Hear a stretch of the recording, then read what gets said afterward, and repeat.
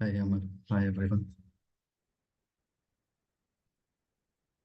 So, Amar, shall I start or we are waiting for others to join?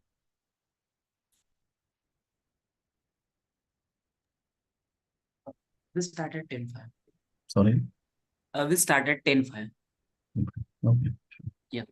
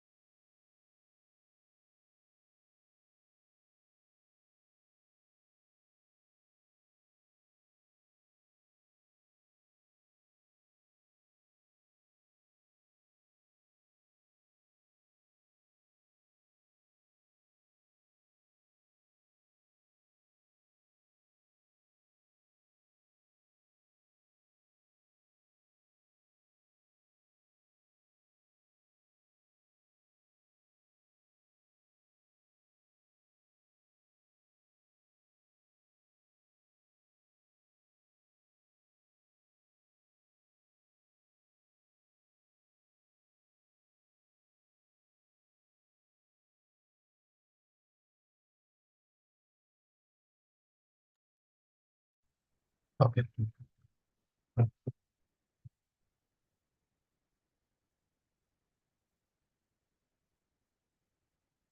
Everything. So, in last couple of session, we have discussed the various big data ecosystem tools. Okay. So we have covered MapReduce. Day one, we have discussed MapReduce and HDFS. And then in MapReduce, we learned various limitations that we have in MapReduce. But the thing is, if we want to handle big data, we need a parallel processing tool like MapReduce, Spark. Okay. Now, later on, we learned Scoop, that is a data ingestion tool. So this tool extract data from RDBMS sources and it ingests data into HDFS. So it's kind of a EA tool, extract and load. Then after that, we learn Hive, that is an analytical engine on top of HDFS. So whatever data we are dumping in our data lake means HDFS. So we can analyze that data using this SQL query engine. So there's no need to run any MapReduce job. We can write SQL queries that will be auto converted into MapReduce and perform the analysis on the big data that is stored in HDFS, or we can say data lake. After that, we learn Spark. So Spark is again, it's a ETL tool. So it has its own cluster.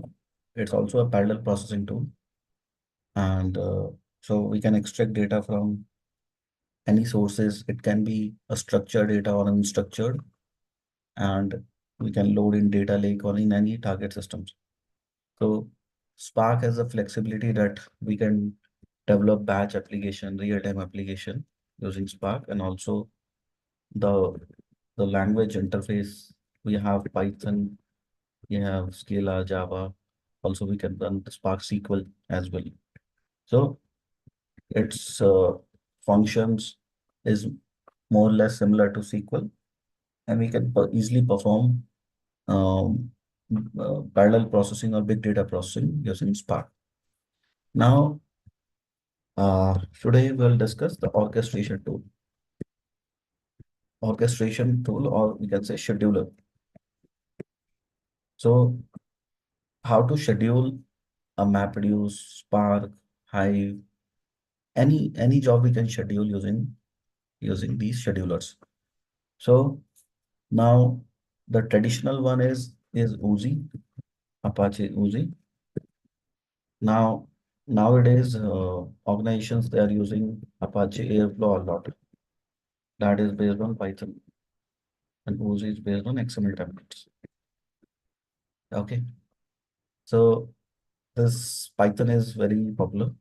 We can use cloud schedulers as well, like AWS step function, and in Azure also we have some service available.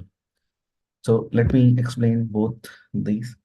The first, I'm setting up Airflow, and we will see how we write a scheduled job, or how we schedule a MapReduce or Spark on in any job using Airflow.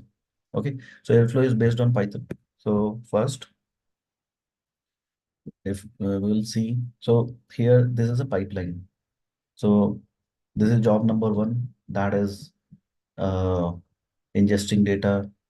This job is ingesting data into HDFS, then another job doing the processing, and then next job. So this is data pipeline. So we need to schedule each job sequentially, one after the other. Okay. So if job is failed, we need to track that particular job. So these things is handled by scheduler. Okay. So here Apache Airflow is based on, first we need to set up Airflow, and Airflow is contains web server, that is a Flask server. It contains scheduler, it has a metadata database, it has executors, and it has workers. So if we see the architecture, so this is the, you can say, This is multi-node. This is the architecture, or you can say uh, Airflow uses internally. So we need to set up all this web server, scheduler, metadatabase, queuing system, Kafka or RabbitMQ, and then these worker nodes. So let me set up all this.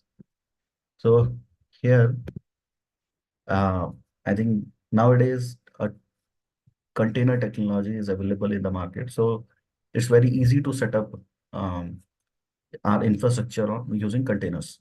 Okay. So I'm using Docker containers to install this Airflow. So let me start. Mhm.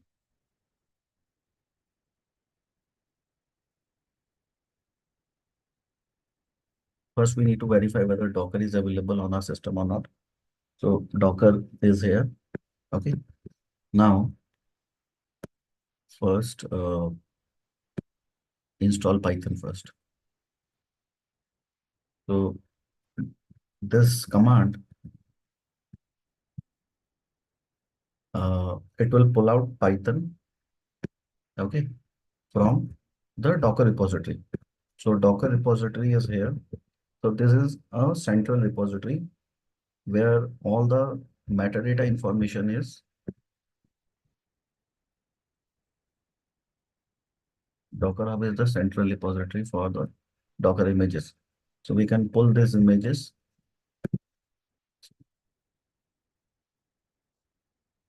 here, Python image. So we are pulling out this image and run it.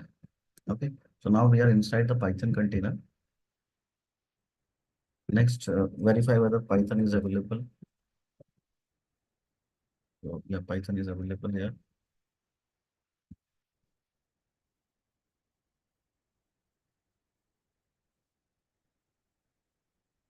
Next, set the Airflow path. So we will set up Airflow in this directory. So this is how we set environment variable in Linux. Okay, so environment variable is set. Now check whether the environment is set up or not. Yes, let's set up. Now we can install some libraries that is required by Airflow. These are Python libraries.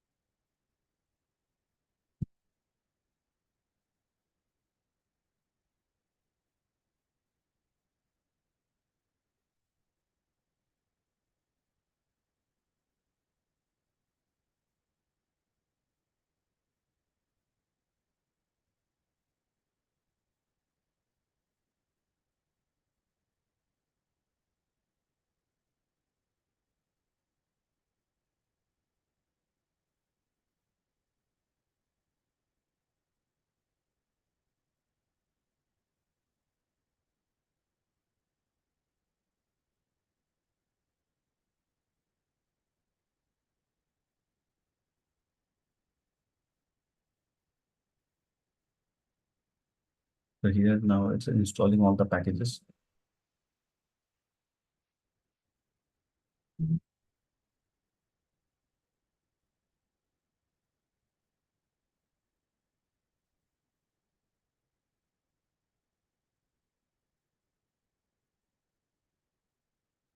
Okay. Next, we are creating a user. That user is Airflow. Okay. So this Airflow user is added into this path.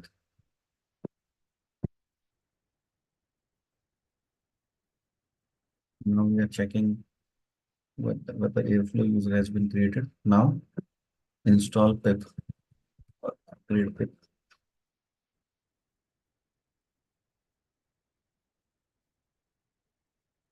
Okay. Next. Now switch inside this user. SU means switch user. So now we are into Airflow user. Earlier we were on root user. Now here create a virtual environment, Python virtual environment using VENV. VENV is a tool that creates virtual environment. So your virtual environment is created. Now activate this environment. your environment is activated. Now here you can download Airflow.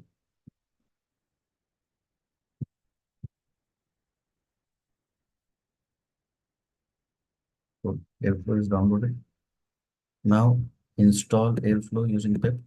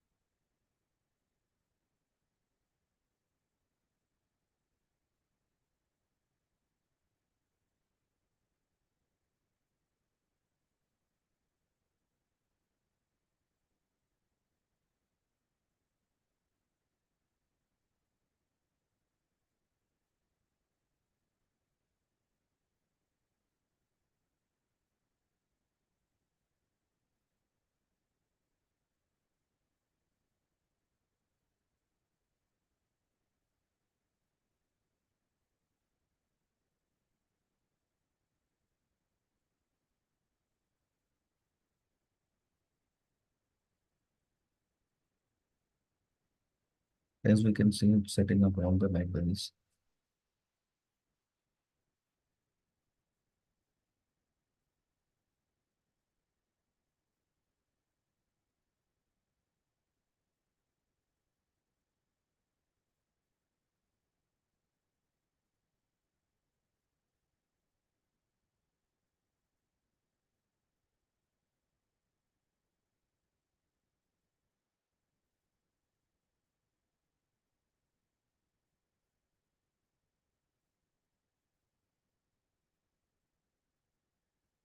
Okay.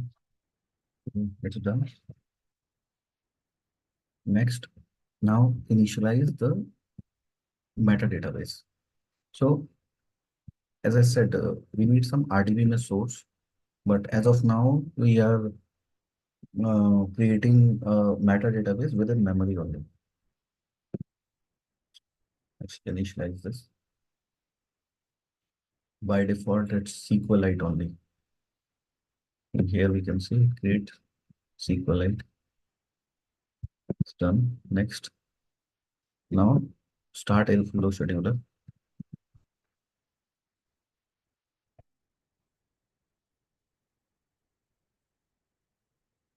Started.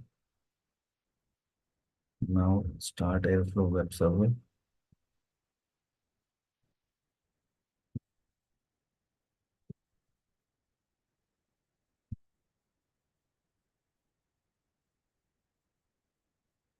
It started.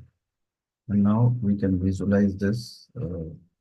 By default, it's running on port. Here's the port 8080. Okay. So go to browser, localhost 8080. So here we can see the dashboard for this server that is currently running on my local. Okay. So here we need to whenever we are scheduling anything in Airflow, so we need to create a DAG graph. Okay. So let's see one DAG. So for that, first we need to check a data pipeline that we are planning to schedule. So let's go to a project.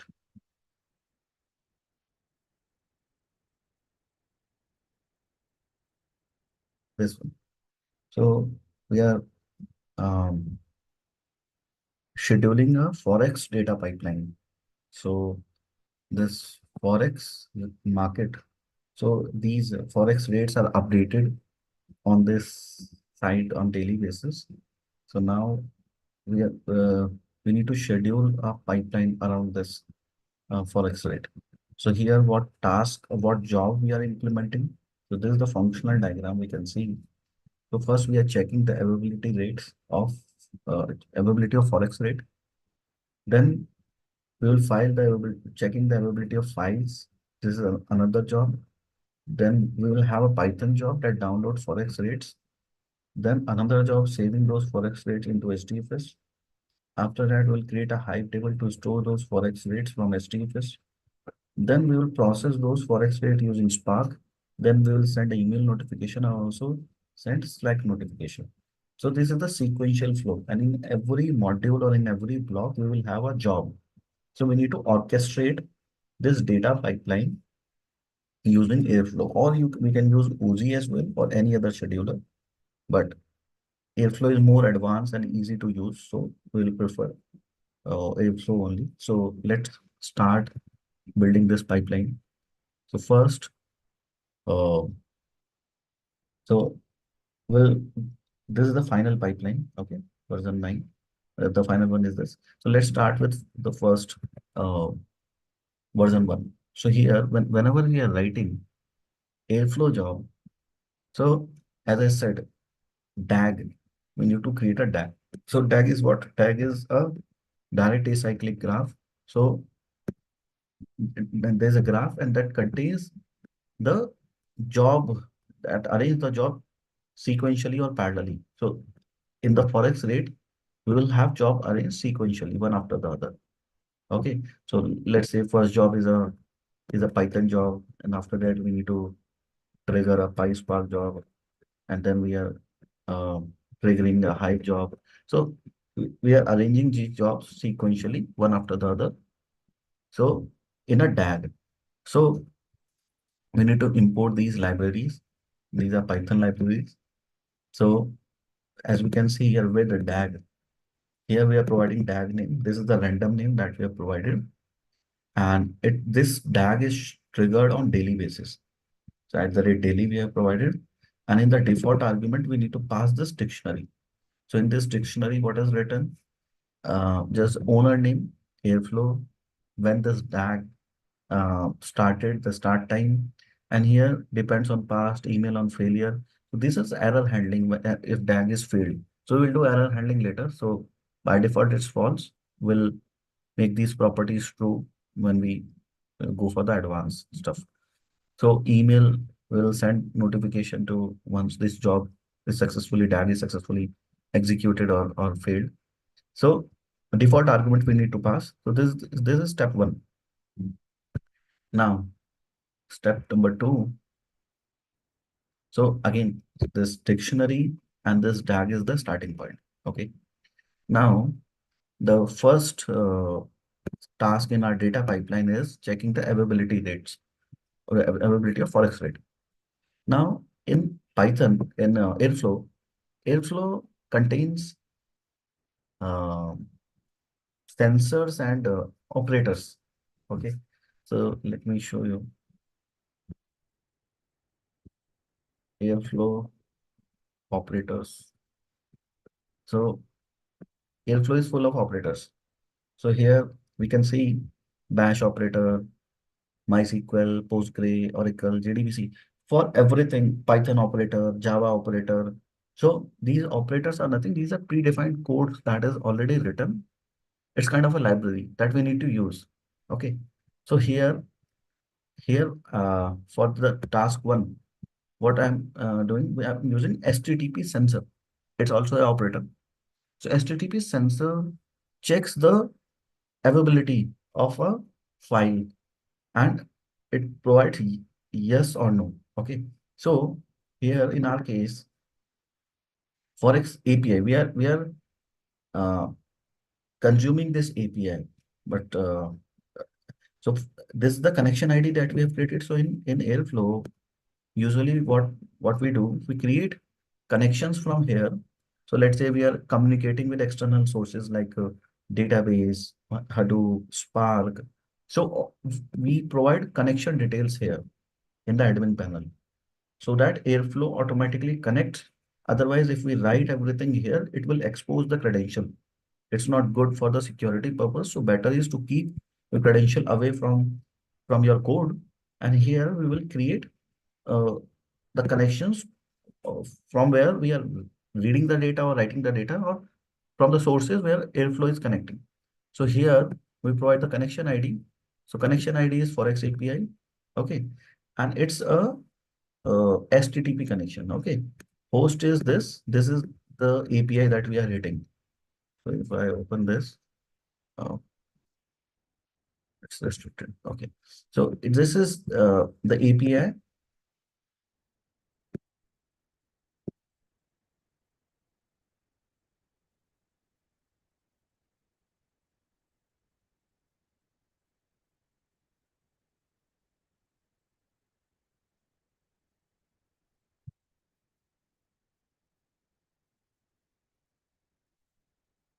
Okay. And now save this API. Save this connection. So this connection is here. Where's the connection? Forex API. Now we can use this connection in our code here. Okay. Forex API. So it will, Airflow will connect to that API. And here we are saying get. So get, post, put, post, delete. These are the HTTP operations we normally perform in, this is REST API. So when we are consuming any API, we uh, sometimes we read the data through API or write the data. So it's a get request. And the response that we will get from this API, we will iterate or just fetch that response into this variable. Okay. And this API will be timeout after 20 seconds. So this operator, HTTP sensor, is hitting this API, and we will get response when we hit the API. And in the response check, we will get whether data is there or not, true or false. That's the only objective of this task. So next in our data pipeline is, uh, next is checking the availability of file having currencies to watch. Okay. So that we can do using file sensor. Okay. Go to next version. So this one is we already done. So HTTP sensor will check the Forex rate availability and provide yes or no. If there's yes, then it will go to the next task or next job. So next job is a file sensor job. So file sensor is checking the file in a path. So this is the Forex path. So we need to create this path here. Create Forex path. This is file path. And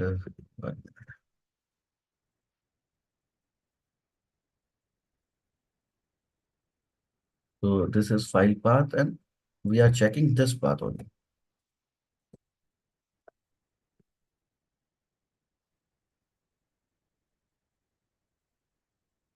This is the path on Airflow server.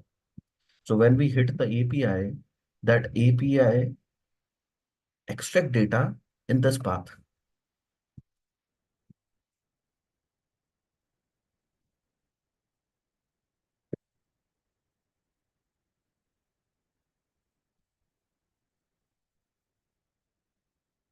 So this is the path where this Forex, this file sensor check the file availability.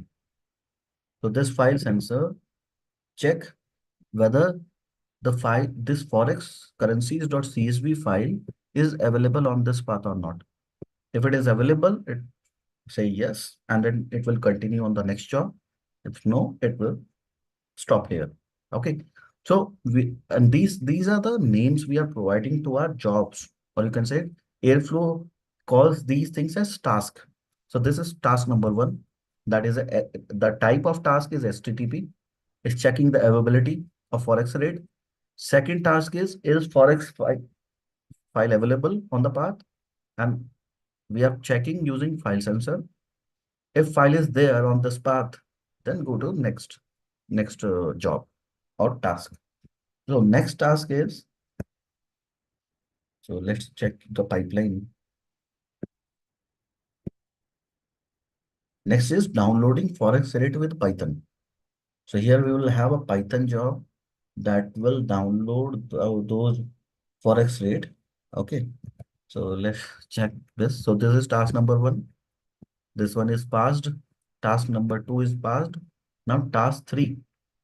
Task three is download rates. And we are downloading Forex rate from the above path using Python job.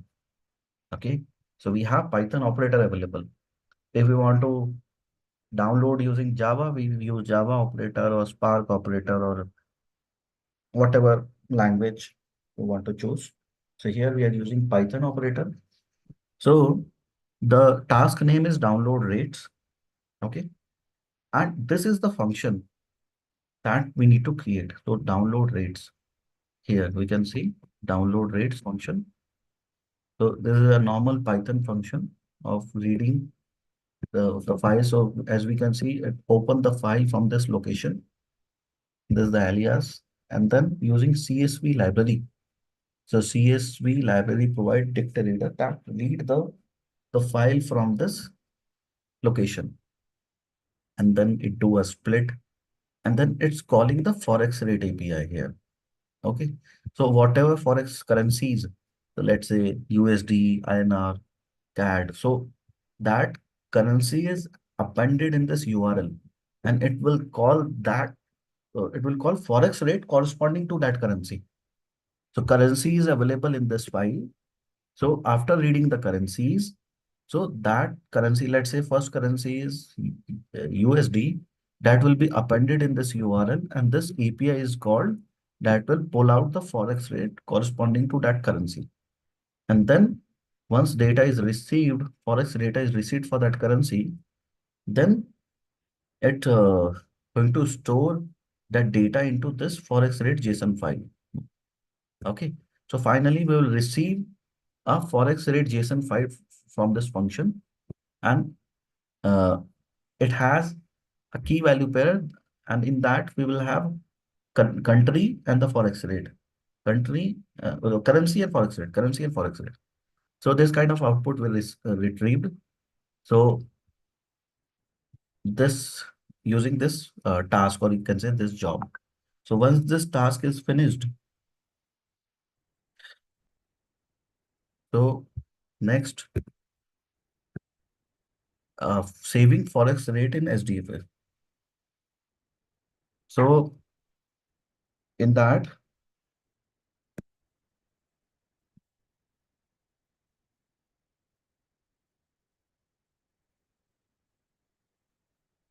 next is we are using after Python job, we will have a shell script or shell job. So that shell script, because the previous Python job is storing the results somewhere on the local. So from that local directory, so it's storing result in this Forex rate folder. So if you see in the code, it's output, that data is outputted into this. Okay.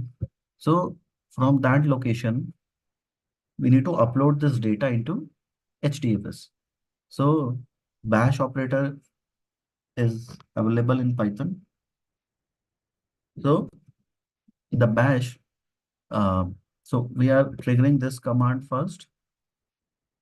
First, we are creating a Forex directory in HDFS, and then we are uploading the directory, uploading this file from the local into the HDFS, source and target. So your next job is finished or next task. So first job, second job, third, fourth. Now this is the fifth one. Next is creation of Hive table to store Forex rate from HDFS. This is next task. So go to task number 6. So here this task is done. Then the second one, after this Python operator download all the Forex rate corresponding to the currencies. Then bash operator, this task or the job upload those Forex rate into HDFS. Next is the Hive operator. So Airflow provides Hive operator. So using this operator, it communicates with Hive. So here uh, we are using, uh, so first we'll create the connection. So connection is important. So in the connection, if we go to the Hive here in Airflow, so here we'll create connection. So create connection. You can give the connection ID, and the connection type is Hive. This is Hive. Hive client wrapper.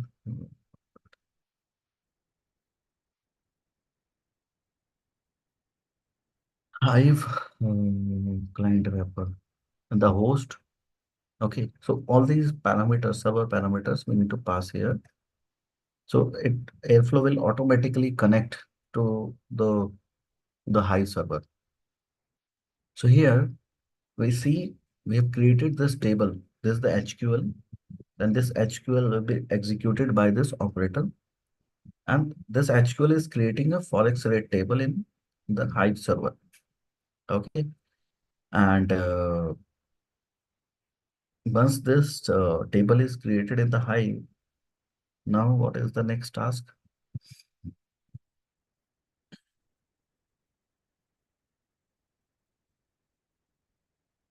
Next task is the processing Forex rate with Spark. Okay. So now next is this HTTP sensor, then file sensor, then the Python operator, bash operator after that, Hive operator is also done. So next is Spark operator. So Spark operator in Airflow triggers the Spark jobs. So your Spark job is here. This is the job that first we need to write our Spark jobs. We already studied from last two sections how we write a Spark jobs. And this Spark job process data from Hive, and what it is doing, it's reading data from Hive and then doing the analysis on that, and also send the notification mail after that. Once this whole data pipeline is finished with the execution, then we need to send a notification mail. So uh, that is here the notification. So this is email operator is available in Airflow. So this email operators send the mail. This is the sender email address. This is the subject line, and here this is the body of the message.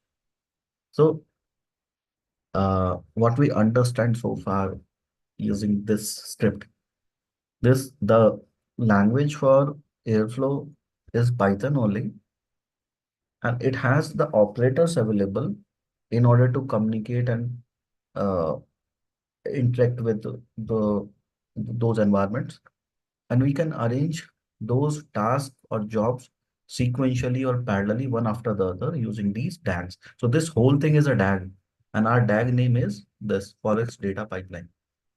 So now we need to submit this DAG on the Airflow server. So if we go here and go to DAG section, so as we can see, these are the DAGs. As so we can submit our DAG, this DAG that we have created. So this DAG is submitted on the Airflow server. We can directly create our DAGs also. So if I go inside um, this DAG, so here we can see the DAG graphs. We can see the code for this DAG. So same, you can see here the DAG name is this, and here there's a dummy operator, bash operator. There's a bash operator. Okay, bash. There are four jobs. Okay, so here we can manually trigger this DAG.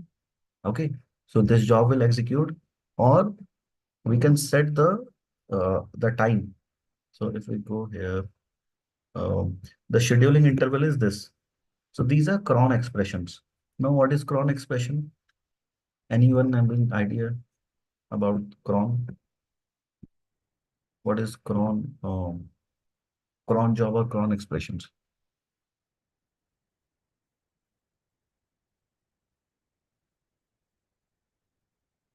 Anybody having idea about cron jobs? No, no. Scheduler is Airflow, and every scheduler, whether it's Uzi, Airflow, any scheduler, all schedulers use cron expressions. So question is, what is cron? Scheduler and cron expression, and the one that I'm highlighting here, this is cron expression. So what you guys understand with this expression, this cron expression?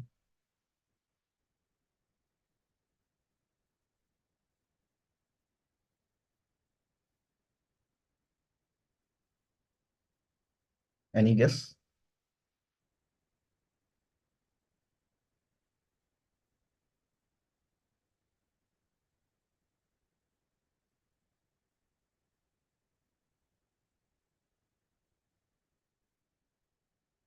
Time to run job, time format. Yep, you are close. So let me open cron expression. So here we can see. So this and read these expressions from left to right. So this is second, then minute, then hour, then day, then month, and then year. Okay. So here 0 second, 0 minute, 12 is the hour, means 12 o'clock. Star means every day, every month, okay, and every year. So this, if I pass this expression, our job will trigger every day at 12 o'clock. If we pass the second expression, so this is second, 0 second, 15 minute, 10 is the hour. So 10, 15, every day, every month, every year. If you want to specify year, you can pass year like this. So fires at 10:15 every day during year this. So it will, this our job will trigger for year 2005 only every day and at this particular time. So these expressions we used is supported by every scheduler. So here 0 second, 0 minute, 0 hour, every day, every month, every year. So uh, if I enable this, it triggers continuously. So let's uh, trigger this manually. So go to tags. From this button also, this is off. If I make it on, and now based on this cron expression, it triggered continuously. So here in this expression, we are saying every second it triggered. This is not the case with the jobs, the production jobs, but here, just for example, it's showing uh, what happens. So based here, we can see these are the times, the scheduling interval for every DAG. So this 000 is everything, means every second. So right now it's running. You can see it's running. This is the uh, time. This is EST time. Okay. And then we can see the task duration, and then how many retries, landing time, Gantt chart. We can see the details of this code success. You see, four times it triggered from past uh, 4 seconds. But it triggers multiple times. Okay, and then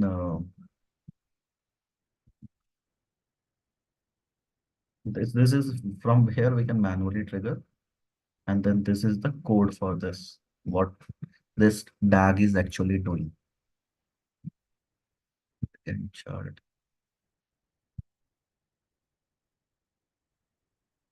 And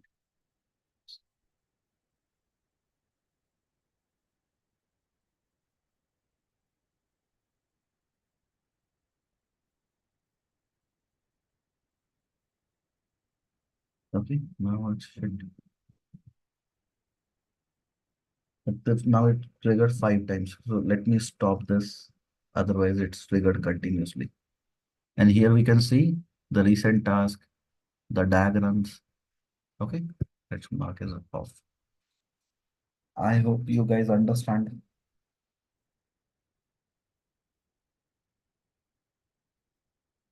Hello.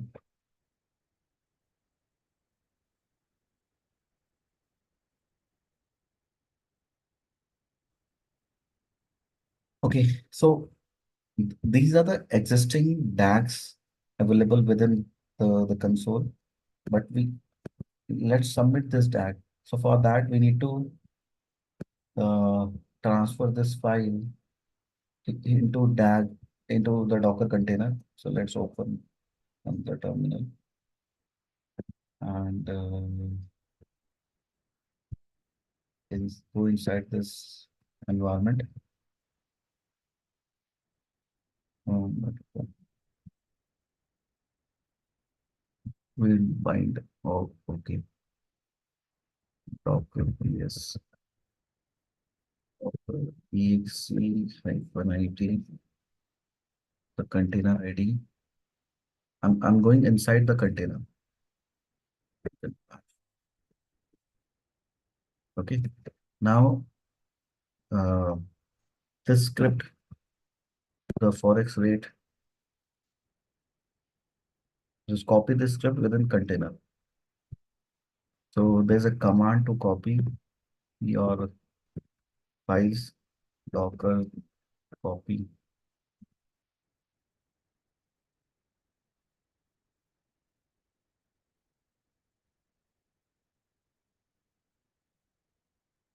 This is the command, Docker cp. So copy the file from our local. So the local file path is full path. This is the path. Um,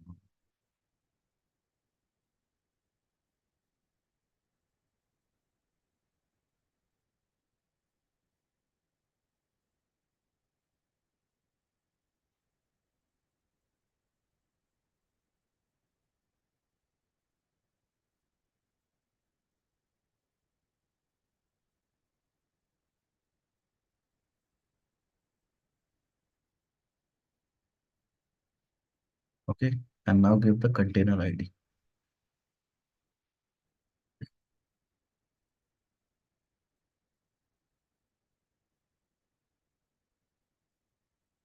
So container ID is this.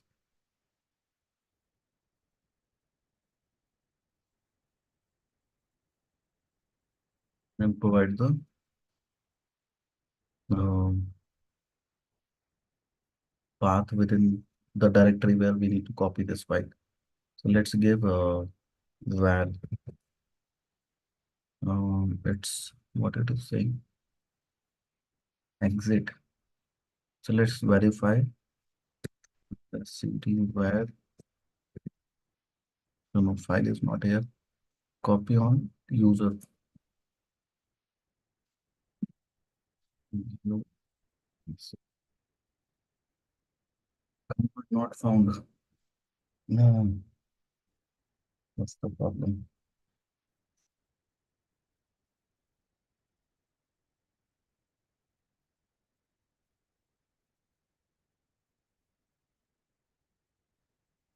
Mhm. This command should copy the file.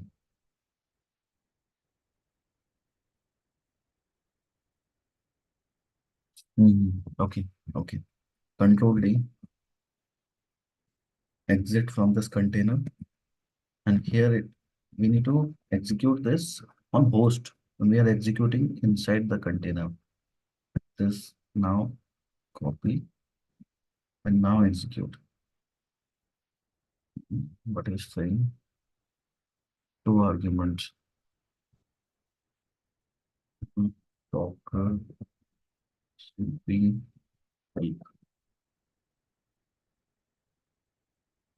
So file holder between a container file system Use dash as a destination.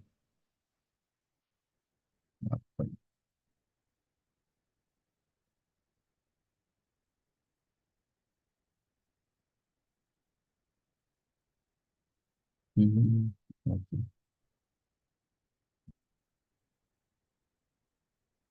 Let's copy this path.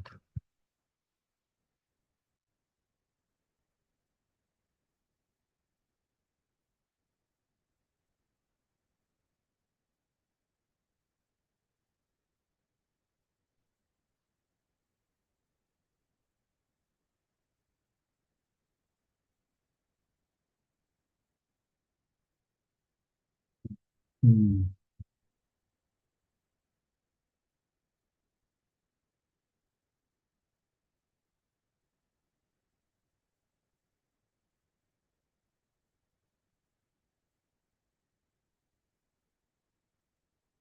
We provide this path.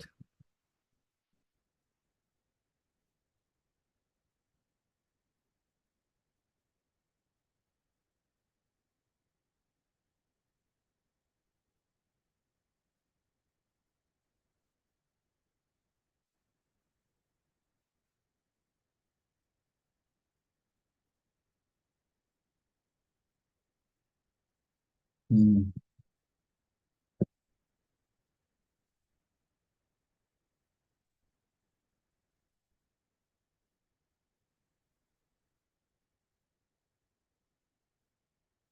Copy the script name.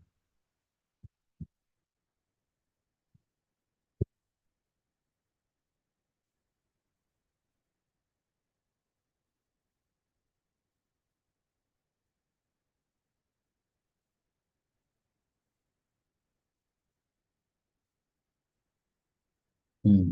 Now, system cannot find the path.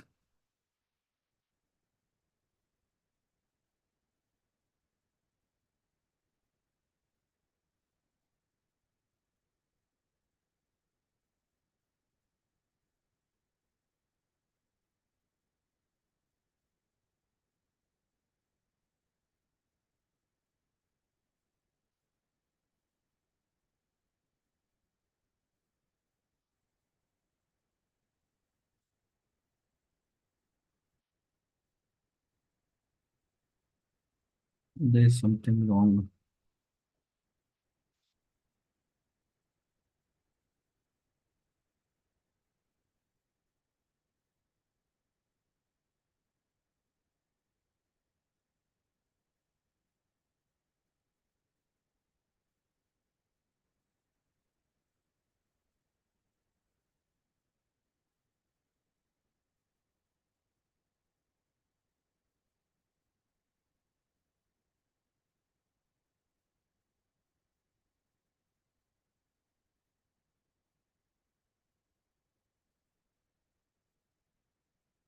Hmm. So once this file is, we need to copy this file in the Docker containers. Once this is copied, then we submit this uh, this DAG on this here. And I think from here also we can create our DAGs. Let me show you. I'll go inside this. We can create DAG from here also. Hmm, Users connection. Um,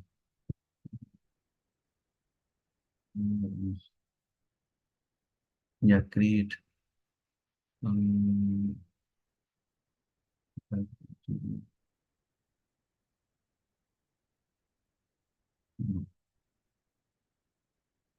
there's this should be something on the dashboard from where we can track, we can create. Okay, so this is about DAG and Airflow. Now we have other properties as well. Um, so let's say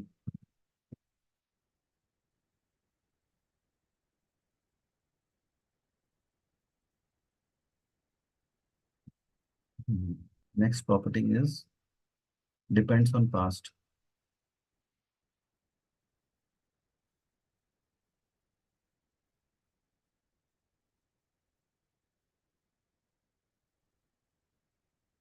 So there are few properties. So depends on past means uh, our tag. So this previous task is dependent on the next task. So these tasks are interdependent. So how we create those dependent tasks? Let me show.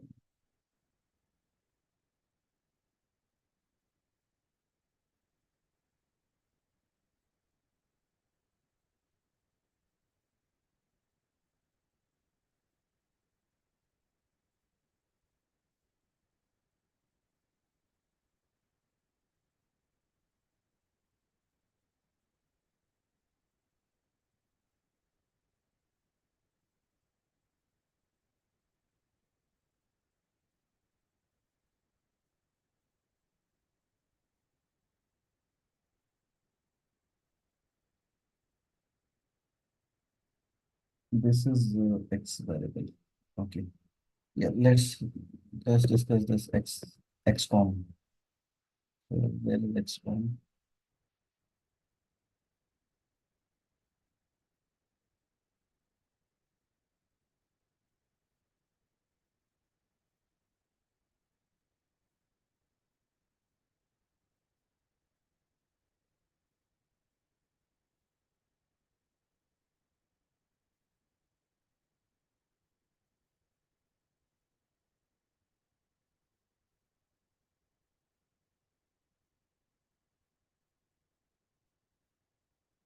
So XCOM is passing information from one job to another job.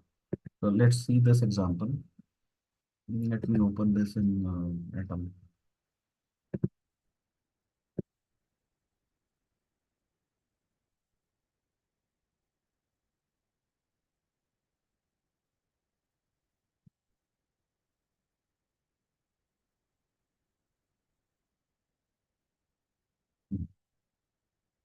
So here we can see there are two Python operators. That means there are two jobs available. So first is uh, push task. Next is the pull task. So let's say we have a Hive job.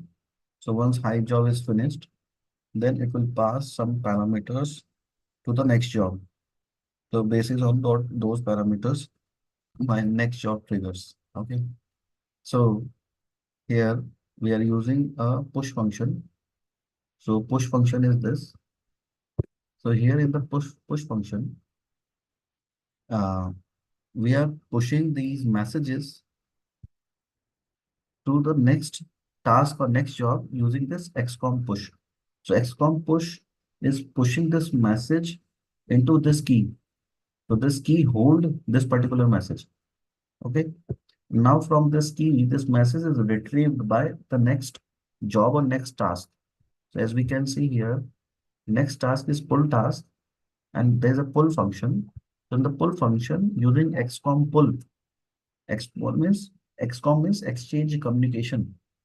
So this XCOM pull is pulling this key and this key contains the message that is pushed by the previous job or previous task and it retrieves this message and then it this task is triggered. So XCOM is used to push the message and pull the messages. So the is communication bridge is created between the task. That is why we use XCOM. Okay. So next is variables.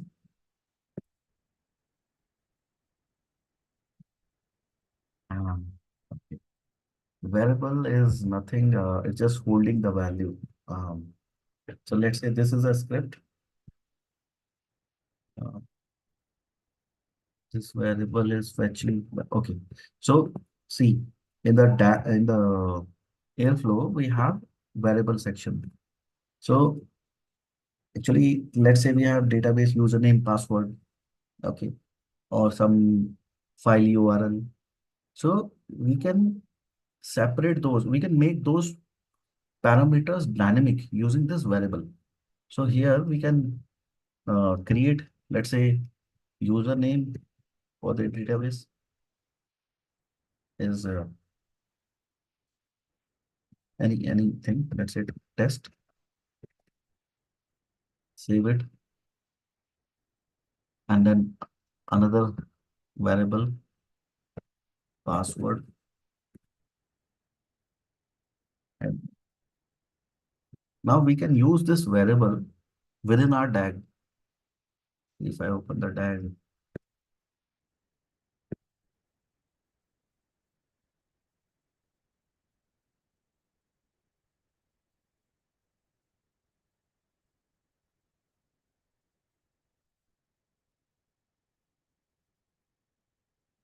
so here we can see the, so this is how we read a variable from Airflow.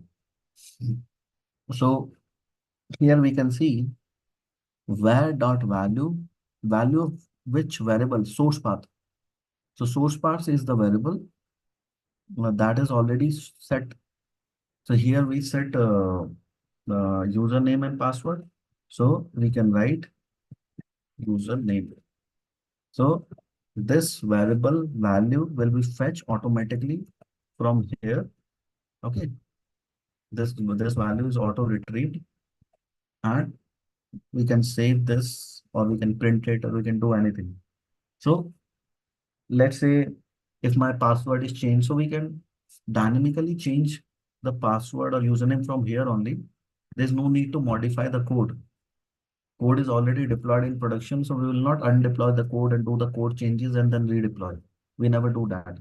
This is not the best practice. We always externalize our uh, common task or the configuration parameters, we can say. So this is how we configure our parameter externally, external to our code, so that we can change these properties dynamically whenever required. Okay, so that is about variable. So XCOM we studied, variable we studied. Now next is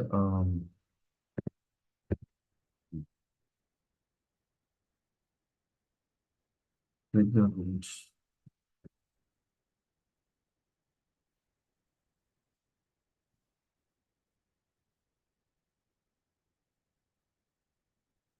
Okay, trigger rules.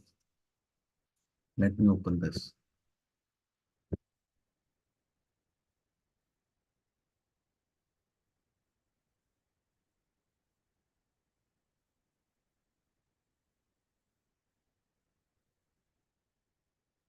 So here, as we can see, there are four tasks. This is task one, bash. And this task is doing nothing, it's just printing the date. Next job or next operator is bash. It's just printing this is just sleep. So third is file sensor. File sensor is executing this script, Python script. No. File sensor is just checking the file on this path. This, so it provide yes or no. If file is there, it will say yes. If not there, it will say no. The next task or operator is doing just printing this command. So there are four jobs, or you can say four tasks. Let's say first job is Python job, second is Spark, third is Hive, fourth is Scoop. So how we can execute these job in which manner? So that manner is defined below. So here, these three tasks, because we are passing these three tasks with a list only. So these three tasks runs parallelly, means they execute at the same time. And once these three tasks are executed, then comes T4. We can provide any sequence. So let's say I want to trigger these tasks like this, one after the other. So then we pass like this. So these tasks will be triggered one after the other. But here there's a parallel and sequential execution. So if you want to run all tasks at the same time, so that for that just write T1, T1, T2, T3, T4. And now these all tasks run at the same time.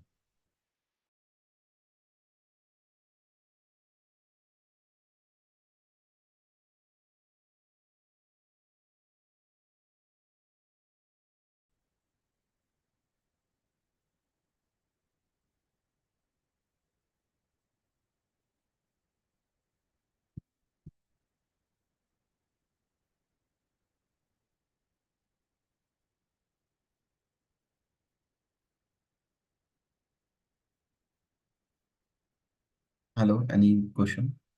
Any doubt?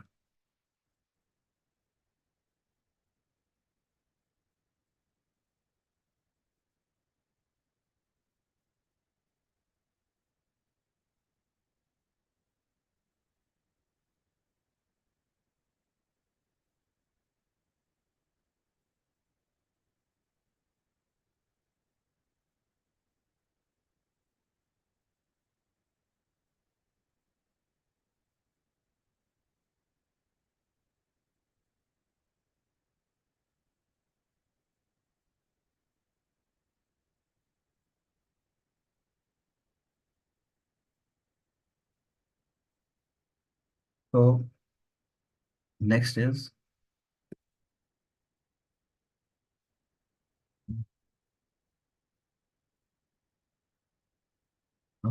subtags. Where is subtag? Hmm.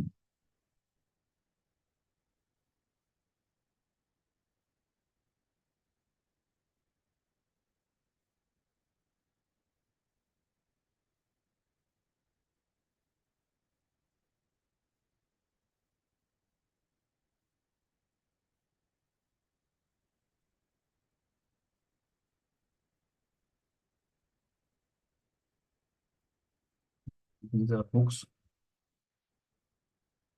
Hmm. First learn subtags. Where is subtag? Inflow subtag.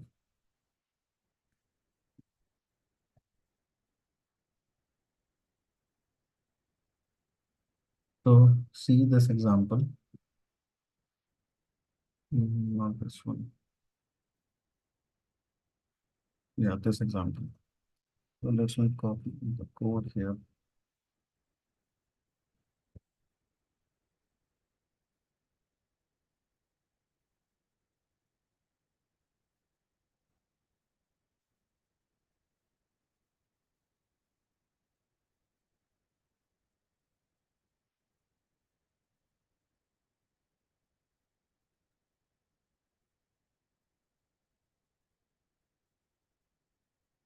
Okay.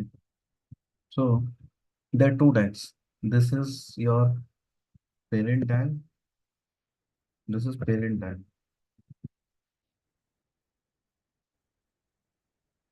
And this is child tag.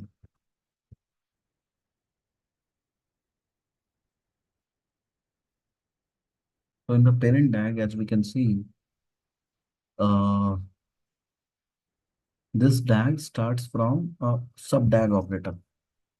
So subtag is the child tag within parent.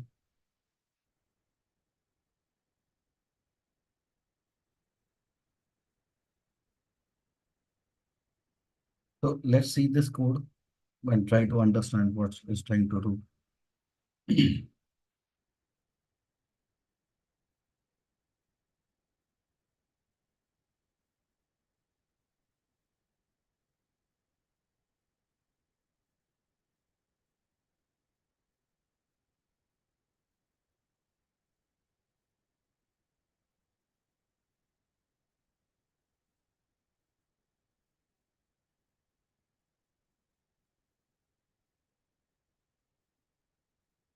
Okay.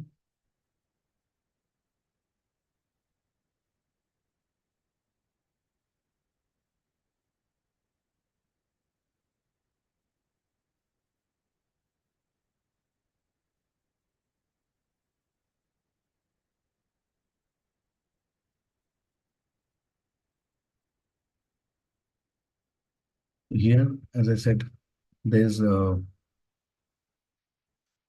there's a parent tag, and that is triggering the child line. So from here, it will go to this tag, and in this tag, it has two jobs, the Linux job, bash operators. So first is it's processing the file using uh, the script, and the next is the preprocess db.py. So once these two jobs finished, then it continues here from in the bash. So that is the nesting that it creates. So DAG within a DAG. Okay. So These type of scenarios also used um, when we are creating a data pipeline. So some DAG is dependent on other DAGs. So this is how we can do a nesting of DAGs. Okay, now next, um, this is also an operator, trigger DAG run operator. So the Airflow is full of operators. Some are the common ones that we use on daily basis. So that sub DAG operator that is also used in the projects. So and also this one trigger DAG run operator. So here, as we can see here, there is a controller DAG, and this DAG is controlling the another DAG using trigger DAG run operator. Okay, so let's see the code for this trigger DAG run operator. Then just trigger DAG run operator.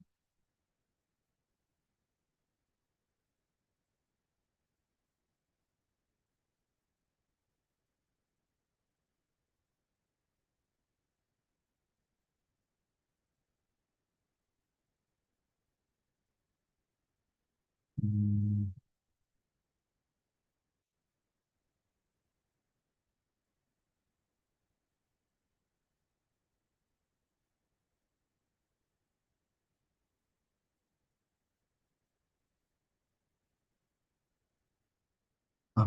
Trigger DAG run operator.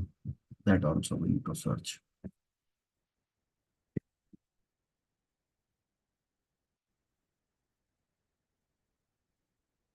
We can create here new file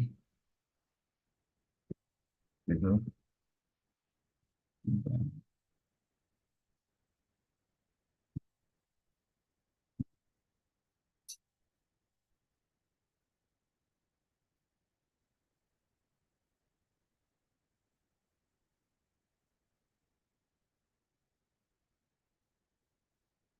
Okay, so here we can put the code. Um, Not this one.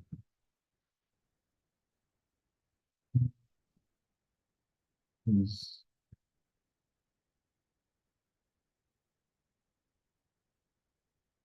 is the controller. So here we will create two scripts. This is the first one. That is the controller tag.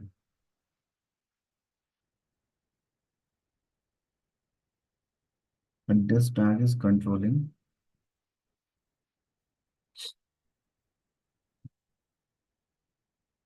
This tag is controlling the another tag. And that tag is this target tag.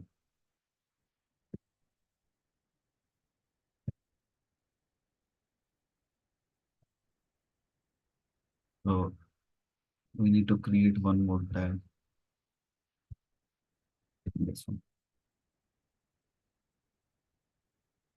A tag is direct acyclic graph. So it's kind of a data structure that arrange these tasks, or we can say jobs. You can say task or jobs sequentially or parallelly. Okay, that is that. So if we see, I explained this in the start, that DAG, this DAG is a object or a data structure that holds all the jobs or the task. So now this DAG is holding this task. This is second task, third, fourth, fifth, sixth, seventh, eighth. There are 8 jobs. Now the order in which you want to trigger this, that you need to define. So how we can define that order? So this is my task name. Okay. So let's uh, define the order. So this is first task. Then I want to trigger this task. This is the second task. Now third task, this one download rates. This is task number 3. Is DAG only available in Airflow? No, DAG As I said, direct acyclic graph. This is a data structure. It's available. You see yesterday in Spark also, DAG is available. Here in Airflow also, multiple tools uses uh, this data structure based on their requirement. Okay, so download files. Then next is saving rates. This is another data structure.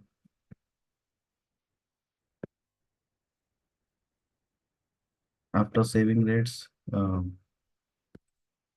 we have this. After this task, we have forex processing.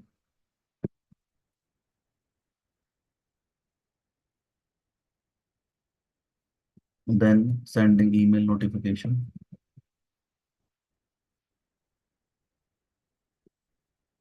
and sending Slack notification. So now these tasks I arranged sequentially.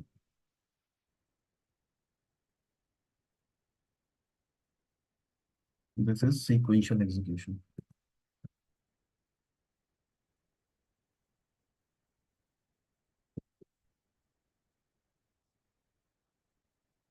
Sequential execution of task, or we can say job.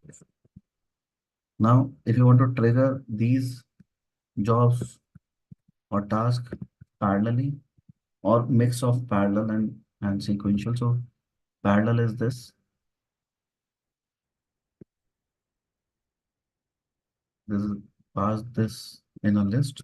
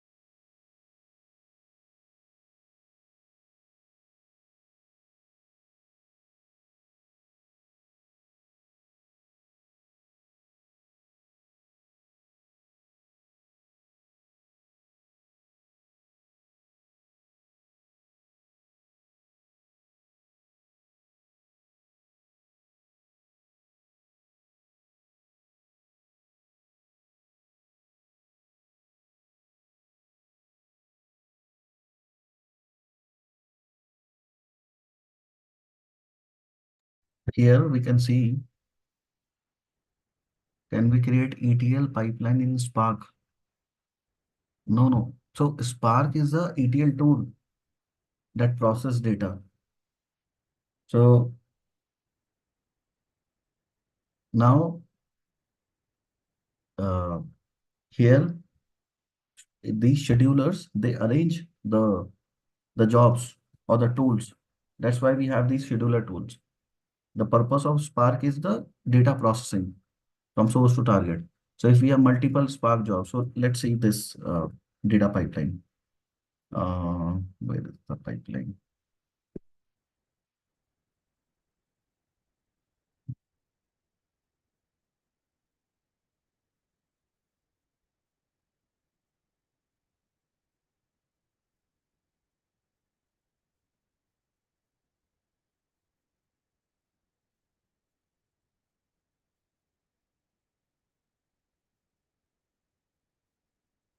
Um,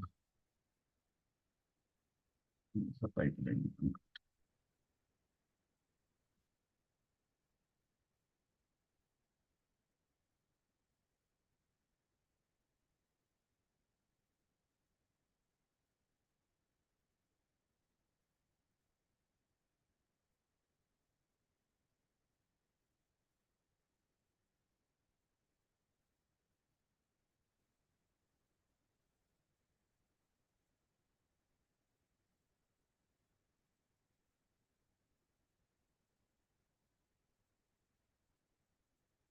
Okay, I will show you later.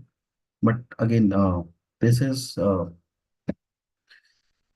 Airflow is used for orchestration and the Spark is used for data processing. It's a ETL tool. Okay, that's the difference. So that's it about the Airflow. Now we can discuss the next tool, Oozie. That is another ETL tool.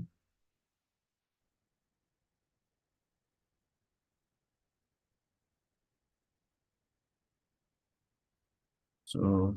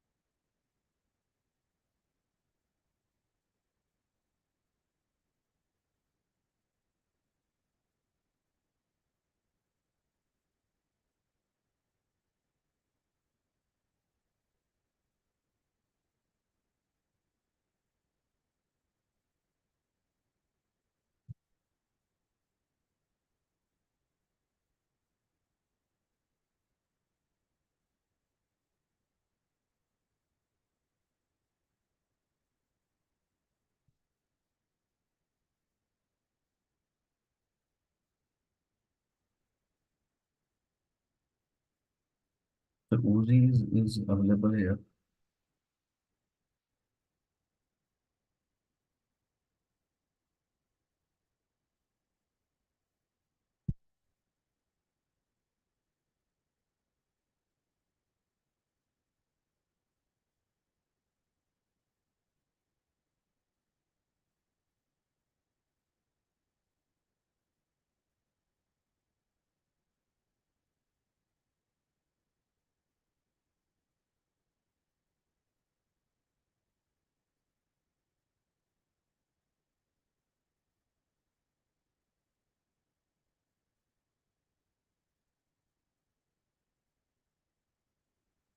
There's something wrong with this.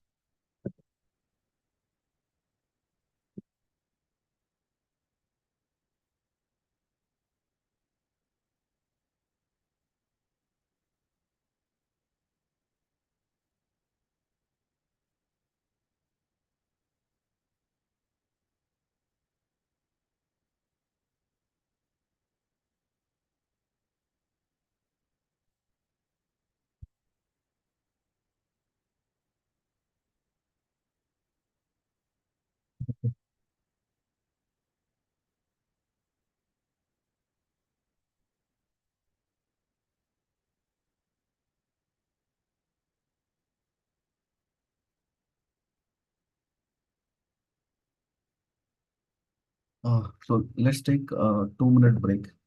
Then I will start again at 11:32. Just 2 minutes. Let me check what environment, what is happening in the environment.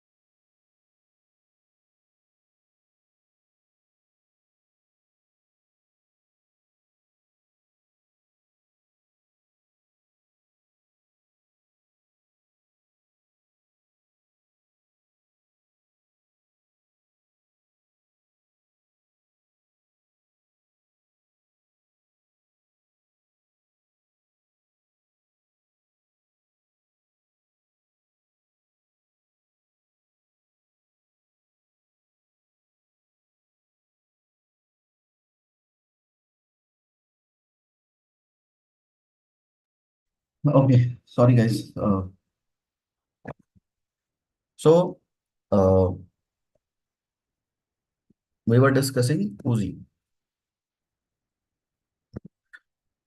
So in Uzi, just 1 minute.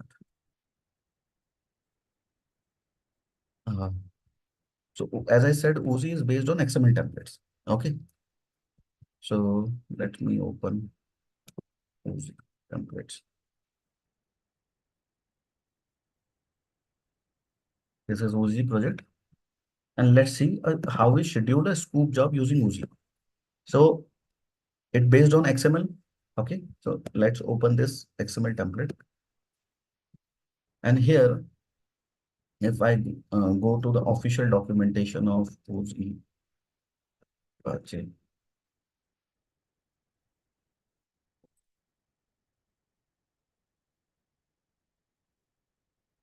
and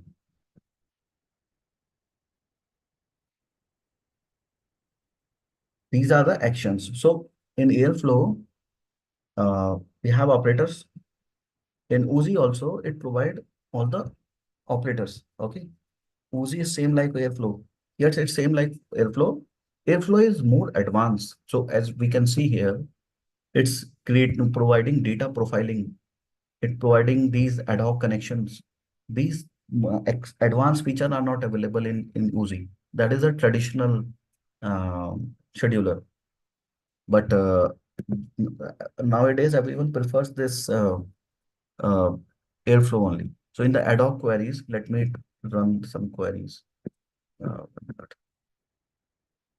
let me check.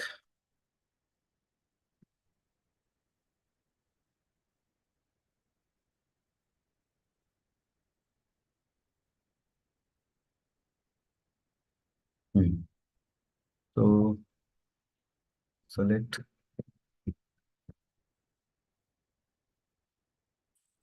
from task instance.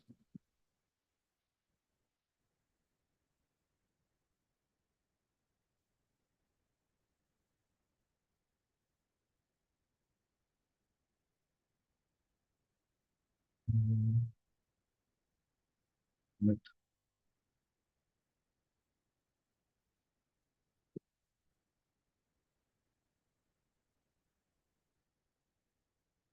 Yes, I will provide everything, this whole material. The yesterday also the this Spark one and Airflow also I will provide today. Okay.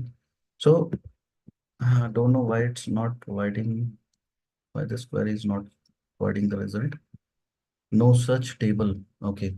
Uh, Table is not available. So describe tables. Okay. Show tables.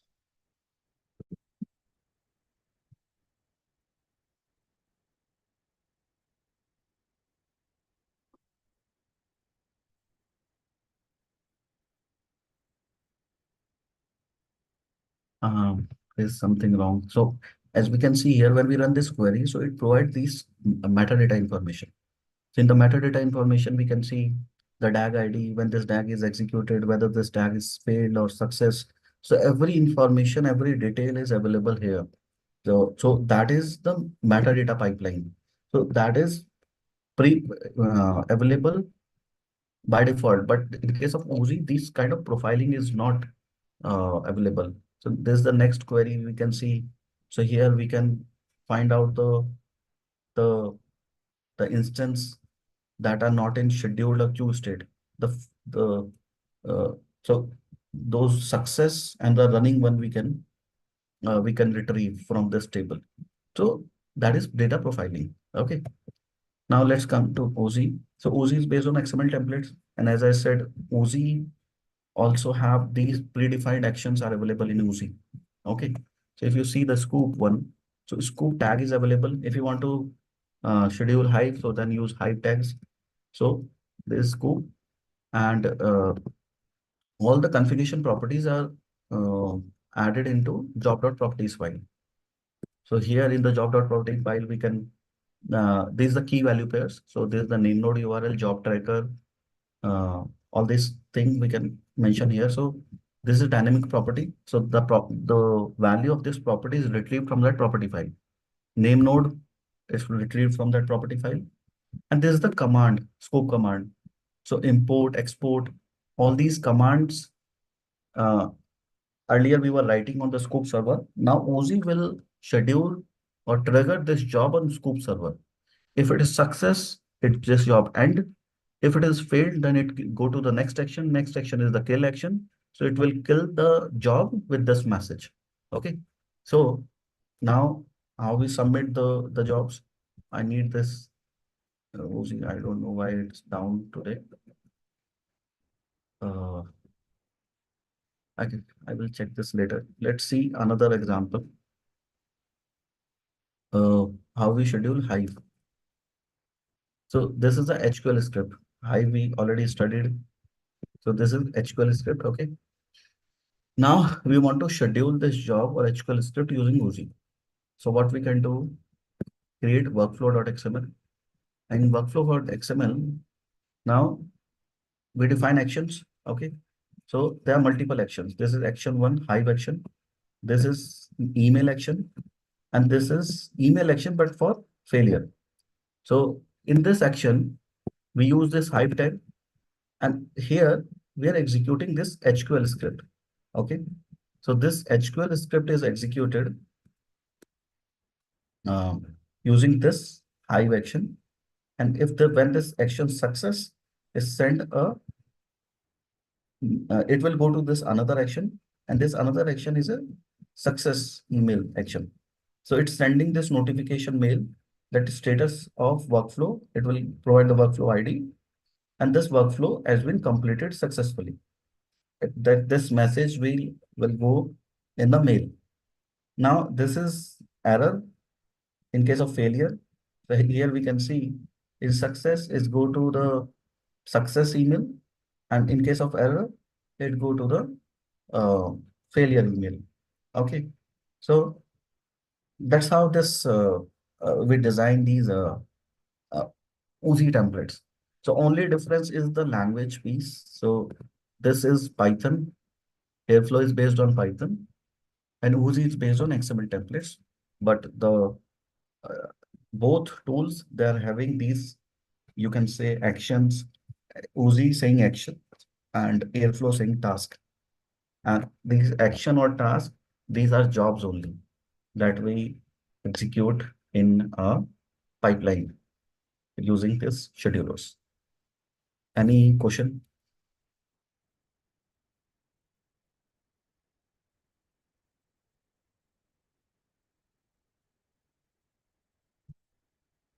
Hello?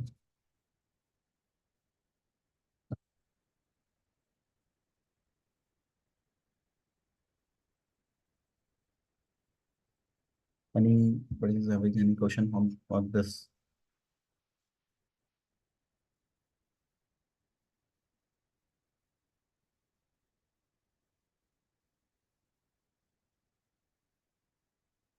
Okay. So next, nested jobs. So this is shell action. Shell script also. This is a shell script. So here, just a simple message we have written in this shell script. So we can trigger shell script using OZ as well. So here we can see that in the action tag, in the action, this action is finished here. So in action, we used shell. Okay. And this is where our script is placed. This is the path. So these variables are defined in job.property file. In this property file, we can see the path of the file. Okay. So these keys, what we are defining here, it will automatically retrieve the path where shell script is placed. And once this shell script execution is finished with the success, then can we schedule a scope job in Airflow or OZ? Yes. Both are schedulers. You can schedule uh, scope jobs in both. So here I already shown in Airflow, just check the operator. So Airflow scope operator. So this is the operator, scoop operator. And now you just need to define this operator here. So here, copy this and use scoop operator. And first you need to define a connection that will connect to your scoop server. And then here you need to define this script. Okay. So every job, whether it's uh, every tool, scoop, hive, pig, Uzi, Spark, not Uzi, Spark. So every ETL tool we can schedule using these Airflow and Uzi, and there are other schedulers as well. So shell script example, we have seen that once this shell script is executed successfully, then it go to the next action. So next action is the email notification. So it's sending a notification mail that this uh, action is completed successfully, and this is the output of this. And otherwise, if there's a failure of shell script, then it go to the kill action and it will kill that particular job. Okay, so that is about shell script. We can also execute the high this HDFS command. So whenever we upload anything inside HDFS, so we can send a notification mail. So let's say this one. If we see this action, so here we are creating a directory in HDFS. Now, and then we are moving the data from source to target directory. And once these two commands uh, finish successfully, then we are sending a notification mail using this action. So email action, so it will go to the email action. And in this email action, it's just sending this message that the workflow or whatever message you want to send.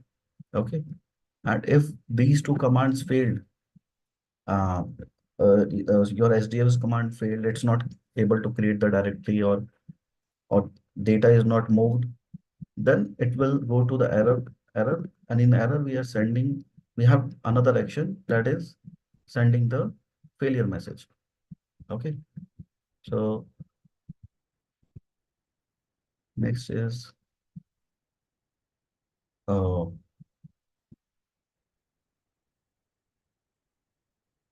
nested workflow inside workflow. So this is parent workflow. So in this parent workflow, uh, we are executing two actions parallelly. So this is first action. This action is a Java action. There's a Java job that executes. This is the class for that. This is the package. So once this action completed, it will, and this is the scoop action. There are two actions, two jobs. One is Java job, one is scoop job. These two jobs runs parallelly. Why it runs parallelly? Because of this fork. So fork join is a pool. So fork join uh, execute task parallelly. So in this fork join, we pass three actions. One is a Java action. Java action name is this. Then the scoop action, that is job number 2. And job number 3 is the sub workflow, the child workflow. Child workflow is defined here, this one. So three actions runs parallelly using this fork. Okay. So these three actions runs parallelly using this fork. Fork is used for parallel execution. Okay. Now, uh, so when first action completes, it will send a email notification. When second action completes, it will again send a success email. And on the third action, that is the third one, sub workflow.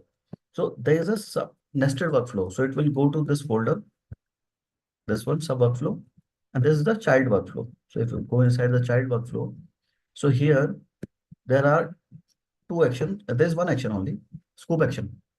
But here we can see before executing this switch action, Scoop job, we have a decision box here. So in the decision box, it's checking whether files are available. So this is input record count greater than minimum record count. So that means if this property is available in job.property file. So here minimum record count is this shell script job calculate the minimum files, the number of files in a folder, and minimum file is one. If minimum one file is there, then only this job execute, otherwise not. That's why we have this check. So this check is checking whether at least one file should be there. If there's no file, then it will not trigger, and it will save the resources. It will otherwise unnecessary our job triggered, and at runtime it will failed that file doesn't exist. So it will unnecessarily put the load on the servers because other tasks or other actions are executing on the server. So in order to avoid that scenario, we use this decision box. And same thing we apply here as well. In this, there's a decision box. This decision box is checking at least one file should be there in the source location. If it is there, it will uh, trigger this fork, and this fork run this task parallelly once it filed, once it get the file in the source directory.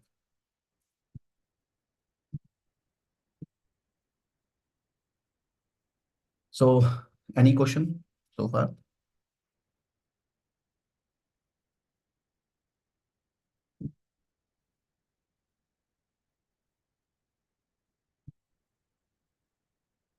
So this is about Oozie and Airflow. So I have covered scheduler as well. Okay. So now in this, from past 1 week, we have covered all these tools of big data ecosystem so far.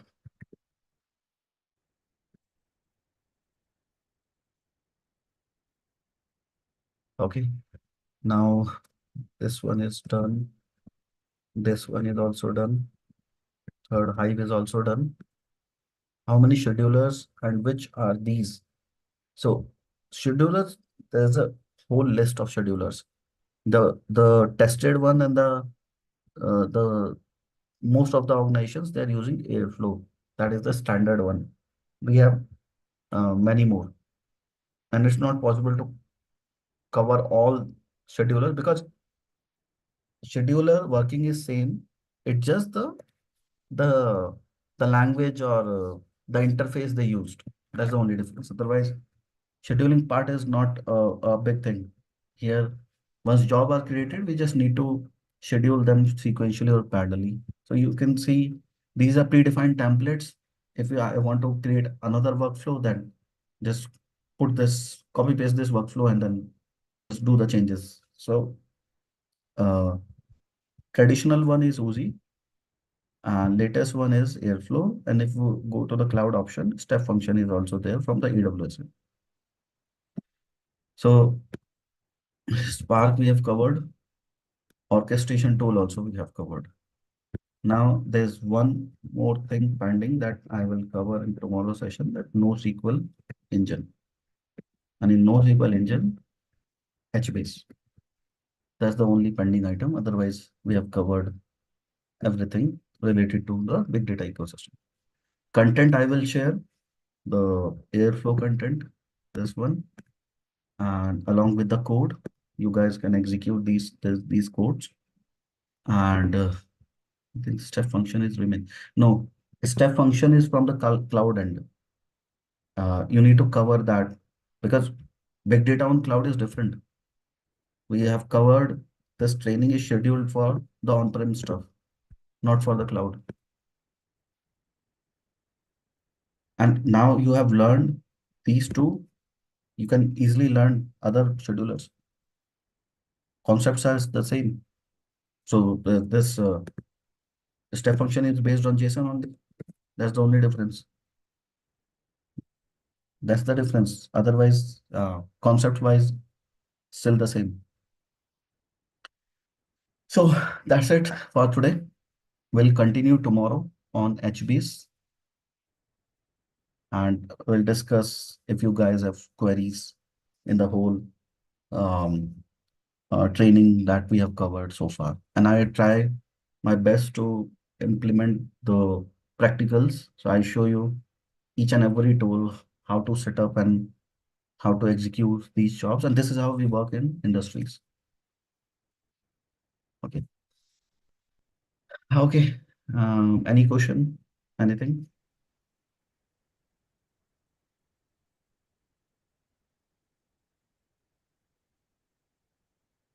So, Chandra, I'm done. Yeah, Anything you thank want to add? thank you, Naveen. My voice is audible, right? Hello. You are not audible. Okay. Hello. Now I'm audible. Naveen? Still, you are not audible. No. Okay.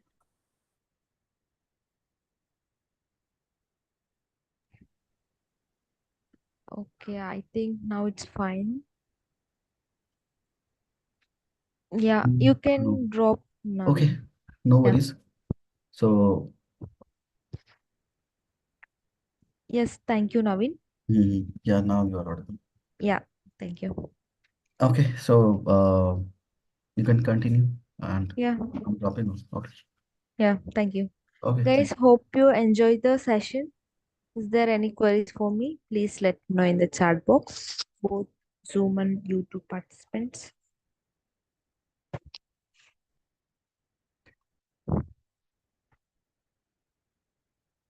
Is there any query? Please let me know in the chat box regarding LMS certificates.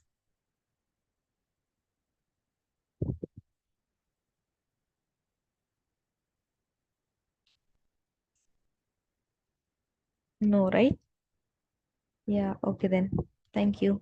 So we'll wind up the session for today, and tomorrow we have same timing, 10 to 12, the session. So please join at the same time. Okay. Up to then, take care. Bye.